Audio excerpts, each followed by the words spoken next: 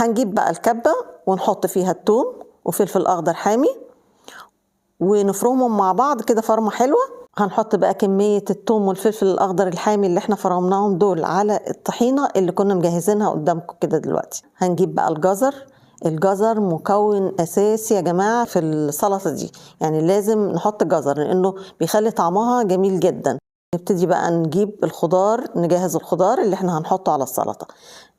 بنجيب خيار ونقطع الخيار قطع صغيرة، ونجيب فلفل برضو اخضر حامي او بارد، لو عايزين فلفل برضو رومي ممكن يستخدم برضو عادي. كمان قطعت بصل ابيض معاها قطع كده صغيرة، ولو عندكم بصل اخضر برضو يبقى احلى. البصل برضو بيديها طعم جميل، مكون اساسي زيه زي الجزر بالظبط. هننزل بقى كل الخضار اللي احنا قطعناه على الطحينة اللي احنا كنا مجهزينها. هبتدي بقى انزل قطع الرنجة اللي مقطعاها قطع صغيرة دي، هنزلها على الخضار.